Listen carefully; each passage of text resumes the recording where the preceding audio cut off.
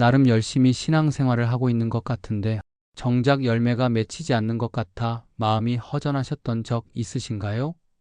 성경 통독을 몇 독이나 하고 주일 예배도 빠짐없이 드리고 몇 대째 이어지는 믿음의 가문에서 살아왔습니다. 누가 보아도 신실한 성도 같고 교회 안에서는 성실한 사람으로 인정받습니다. 주변에서도 모범적인 크리스천이라고 불러주기도 합니다. 그런데도 문득 내 마음을 돌아보면 깊은 공허함이 자리하고 있습니다. 기도는 하지만 응답이 멀게만 느껴지고 말씀은 꾸준히 읽는데도 삶이 근본적으로 달라지지 않은 것 같을 때가 있습니다.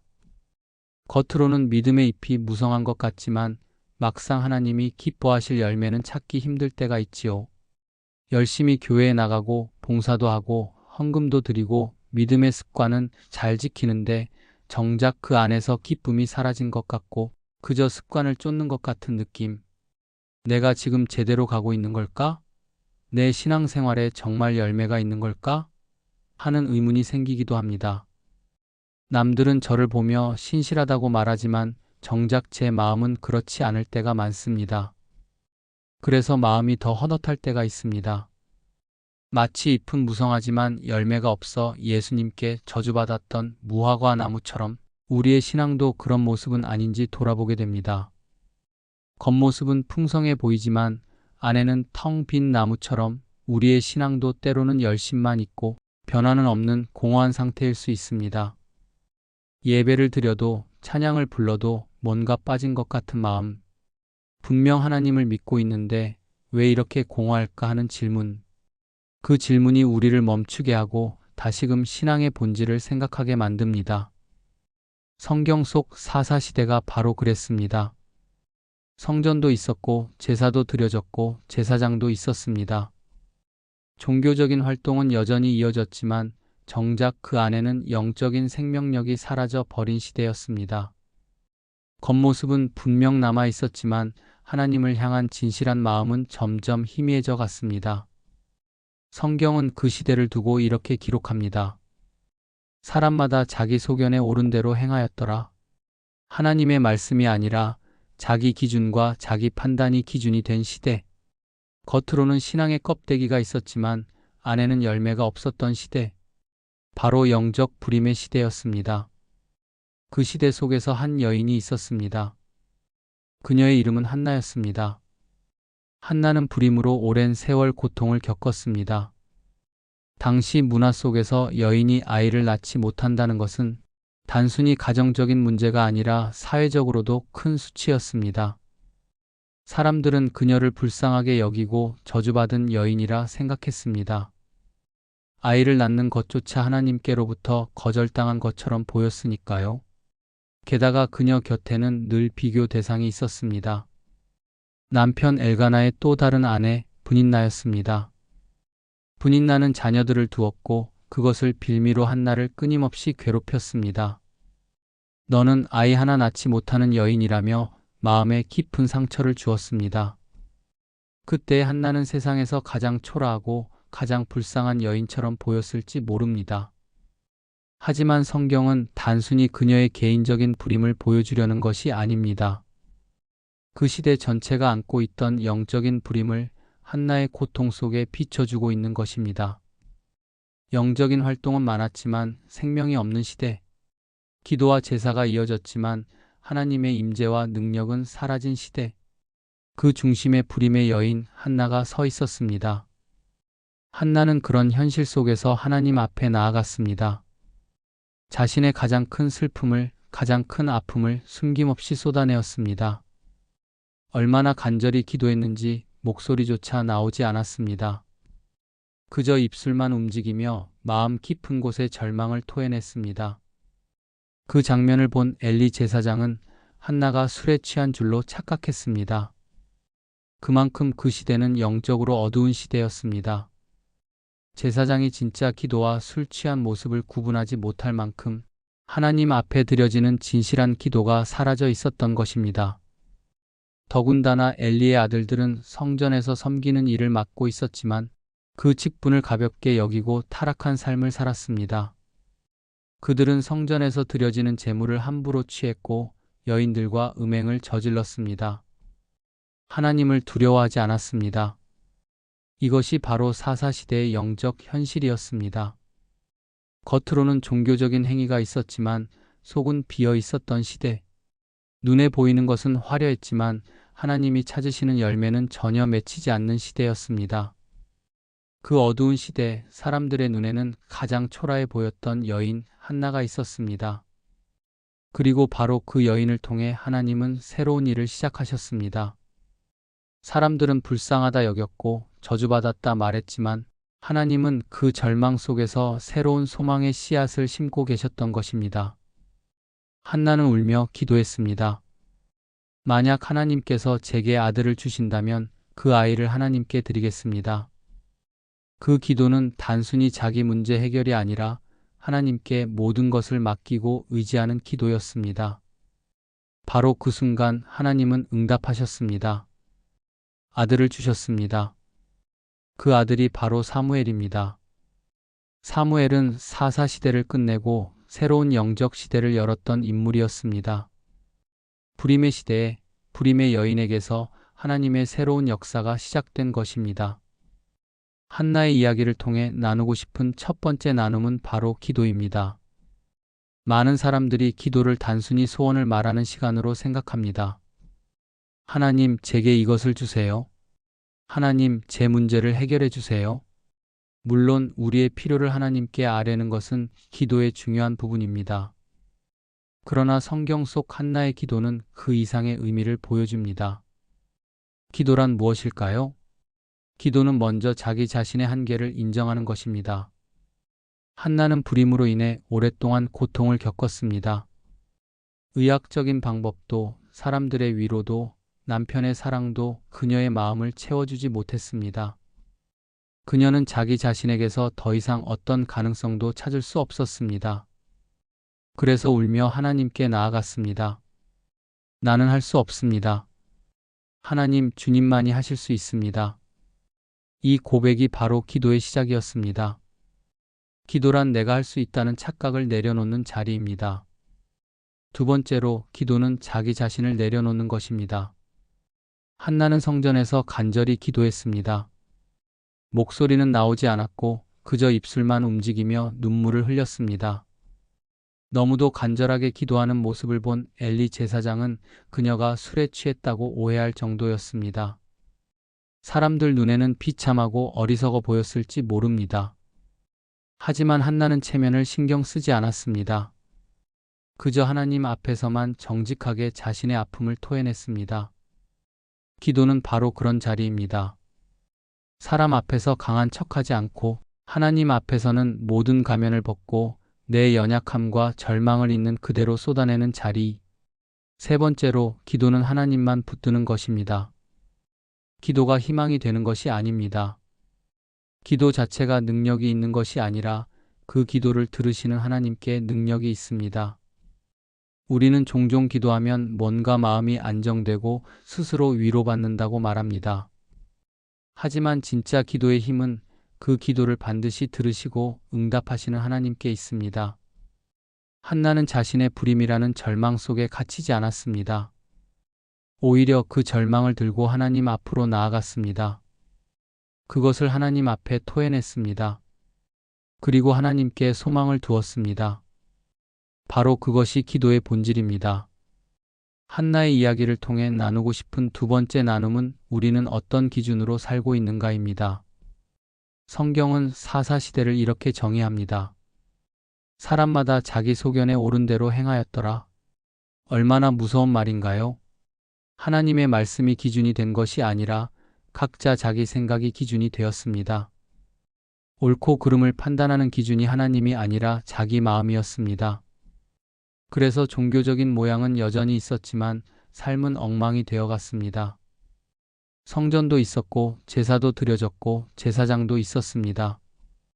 겉으로는 신앙의 껍데기가 유지되고 있었지만 실제 삶에는 하나님이 빠져 있었습니다. 이것이 바로 기준 없는 시대의 모습입니다. 사람들은 각자 자기 소견을 붙잡고 살았습니다. 나는 이게 맞다고 생각한다. 그것이 곧 법이 되었고 기준이 되었습니다. 하지만 하나님은 그렇게 말씀하지 않으십니다. 하나님은 우리의 생각이 아니라 우리의 행함을 달아보시는 분이십니다. 겉으로 아무리 화려한 종교 생활을 한다 해도 하나님은 그것을 보지 않으십니다. 하나님은 우리가 가지고 있는 것이나 알고 있는 것을 보지 않으십니다. 하나님은 우리가 실제로 어떻게 사는지를 보십니다. 삶이 기준이 되고 행동이 기준이 됩니다. 이것은 우리 신앙인들에게 큰 도전입니다. 우리는 때때로 종교적인 활동이 신앙의 전부라고 착각하기 쉽습니다. 예배에 참석하는 것, 봉사하는 것, 헌금하는 것, 성경을 읽는 것.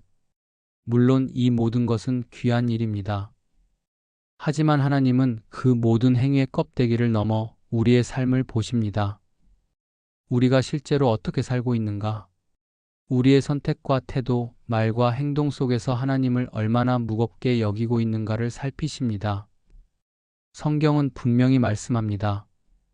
하나님을 무겁게 여기는 자를 하나님도 무겁게 여기시고 하나님을 가볍게 여기는 자를 하나님도 가볍게 여기신다. 이 말씀은 우리에게 분명한 기준을 세워줍니다. 내가 지금 어떤 기준으로 살아가고 있는가? 사람들의 눈에 맞추고 있는가? 아니면 하나님의 눈앞에서 정직하게 살아가고 있는가? 나의 신앙은 껍데기뿐인 종교적 습관인가? 아니면 실제 삶에서 하나님을 높이는 믿음인가? 우리는 이 질문 앞에 서야 합니다. 한나는 사회적으로 불임이라는 낙인을 안고 살아갔습니다. 겉으로 보기에는 가장 초라한 여인이었습니다. 그러나 하나님은 그 여인을 귀하게 여기셨습니다. 한나가 가진 것이 많아서가 아니었습니다. 그녀가 하나님을 무겁게 여겼기 때문입니다. 반대로 엘리의 아들들은 성전에서 제사장의 직분을 맡고 있었습니다. 겉으로는 하나님의 일을 하는 것처럼 보였습니다. 하지만 하나님은 그들을 가볍게 여기셨습니다. 그들이 하나님을 무겁게 여기지 않았기 때문입니다. 그들은 재물을 빼앗고 죄악에 빠지며 하나님을 두려워하지 않았습니다. 겉으로는 종교적인 직분을 가졌지만 삶은 하나님을 모욕하는 삶이었습니다. 하나님은 그들을 버리셨습니다. 이것이 바로 하나님의 기준입니다. 우리는 쉽게 사람들의 눈을 의식합니다. 교회에서 어떻게 보이는가? 사람들이 나를 어떻게 평가하는가? 하지만 하나님은 겉모습에 관심이 없으십니다. 하나님은 우리의 실제 삶을 보십니다. 내가 무엇을 가지고 있는가가 아니라 그것을 어떻게 사용하는가를 보십니다. 내가 무엇을 아는가가 아니라 그것을 어떻게 살아내는가를 보십니다. 이것이 하나님의 기준입니다. 혹시 지금 우리의 삶의 기준은 무엇입니까? 내 생각입니까? 사람들의 시선입니까? 아니면 하나님의 말씀입니까? 사사시대 사람들은 각자 자기 소견에 옳은 대로 살았습니다. 그 결과는 영적인 불임, 메마름이었습니다. 그러나 하나님을 무겁게 여긴 한나는 비록 사회적으로는 가장 약한 자리였지만 하나님께 귀하게 쓰임 받았습니다. 오늘 우리의 삶에도 마찬가지입니다. 겉으로는 크리스천처럼 보일 수 있습니다. 하지만 하나님 앞에서 중요한 것은 어떻게 살고 있는가입니다.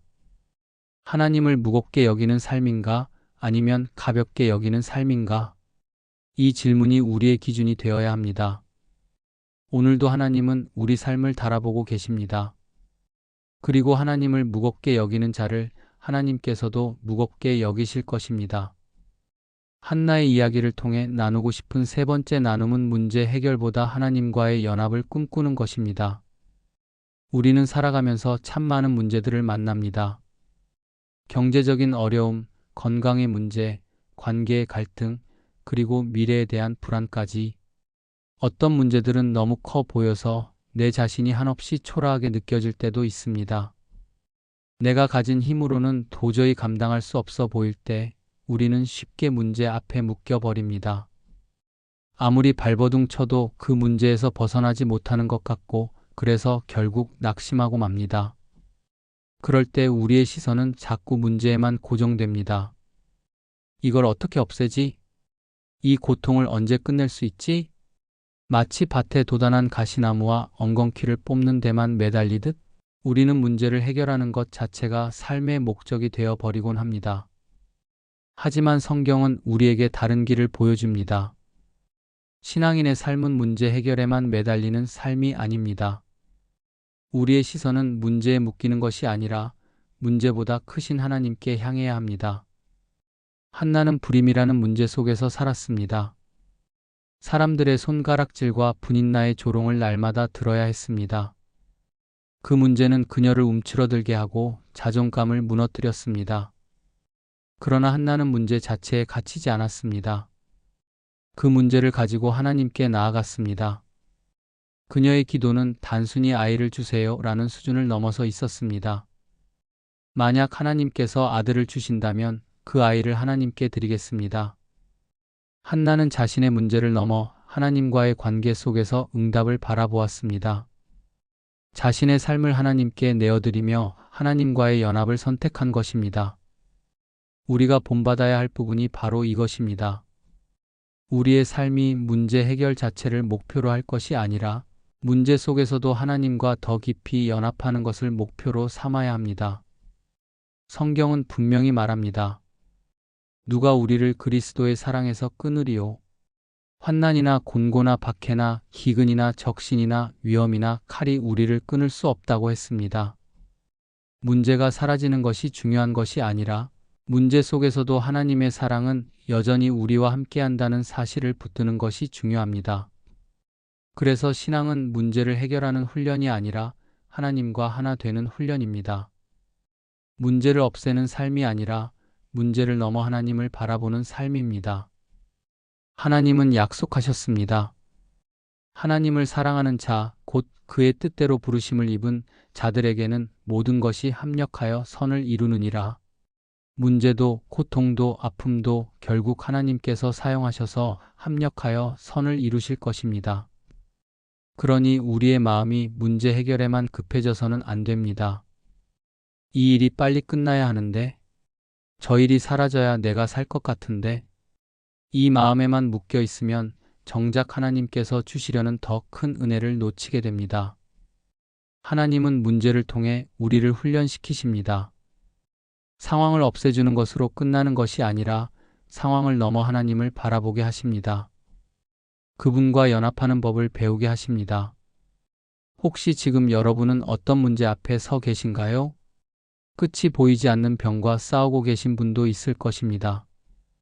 경제적인 어려움 때문에 밤마다 한숨 쉬는 분도 있을 것입니다. 가정의 문제, 관계의 문제, 내 힘으로는 도저히 바꿀 수 없는 현실 앞에 눌려 계신 분도 있을 것입니다. 그 문제들이 너무 커 보여서 나 자신이 한없이 작아 보일 수 있습니다. 하지만 기억하십시오. 신앙은 문제를 없애는 싸움이 아니라 하나님과 연합하는 여정입니다. 문제가 해결되지 않아도 하나님은 여전히 선하시며 그분의 사랑은 우리를 떠나지 않습니다. 우리가 문제 속에서도 하나님을 바라보고 하나님을 붙잡는 훈련을 할 때 하나님은 반드시 그 문제까지도 사용하셔서 합력하여 선을 이루십니다. 오늘 우리의 삶에도 훈련이 필요합니다. 문제 해결에만 급해하지 않고 하나님을 신뢰하며 그분과 하나 되는 훈련. 상황이 바뀌지 않아도 하나님께 더 가까이 나아가며 그분의 선하심을 노래하는 훈련. 그 훈련이 쌓일 때 우리의 신앙은 문제에 흔들리지 않는 단단한 믿음이 될 것입니다. 그리고 결국 하나님께서는 그 믿음을 통해 우리의 삶을 새롭게 빚어 가실 것입니다. 혹시 지금 우리의 삶에도 한나처럼 불임의 고통과 같은 답답함이 있지 않으신가요?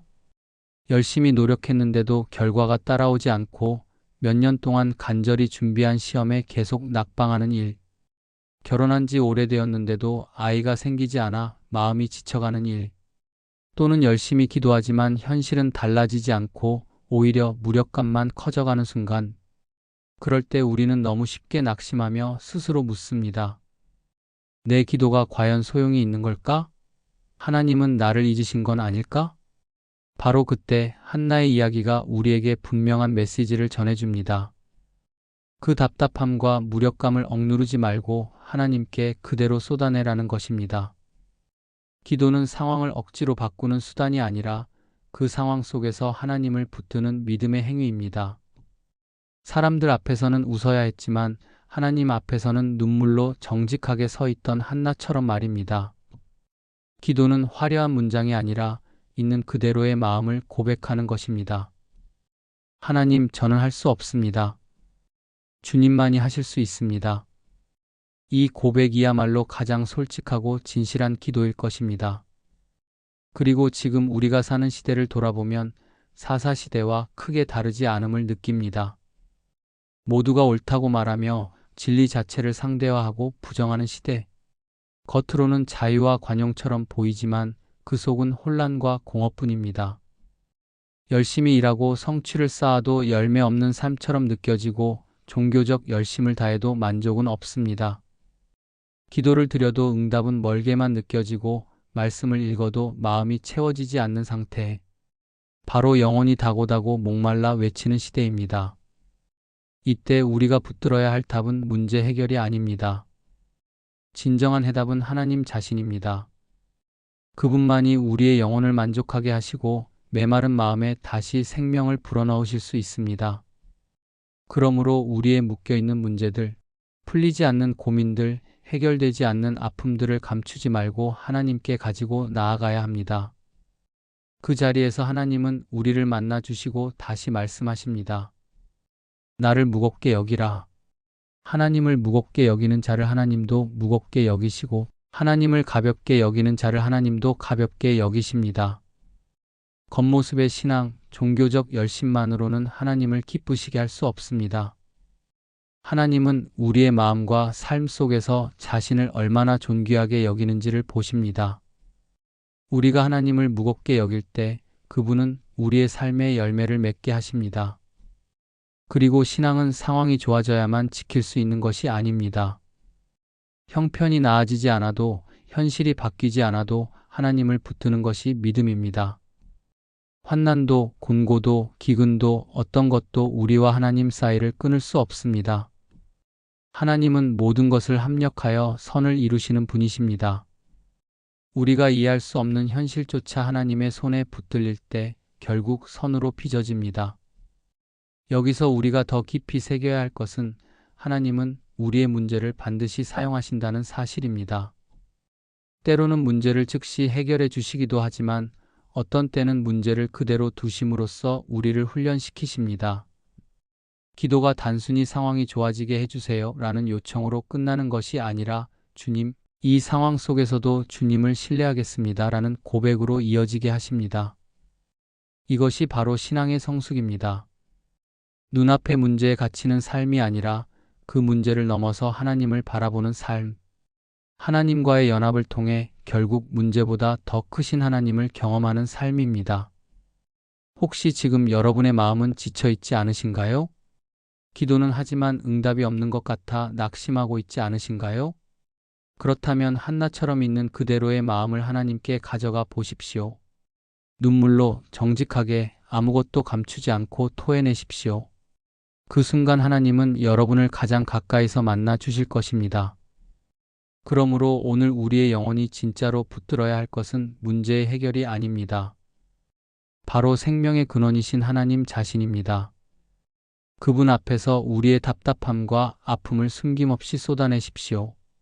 다시 하나님을 무겁게 여기고 어떤 상황 속에서도 하나님과 연합하는 훈련을 시작하십시오. 그때 우리의 영혼은 새 생명을 얻고 우리의 삶은 진짜 열매를 맺게 될 것입니다. 이제 그 문제를 하나님께 가져가 눈물로 토해내십시오. 하나님은 반드시 그 기도를 들으시고 우리의 삶에 새로운 역사를 시작하실 줄 믿습니다. 그리고 우리가 어떤 상황에 놓여 있든지 하나님께서 결국은 선을 이루어 가실 것을 믿습니다.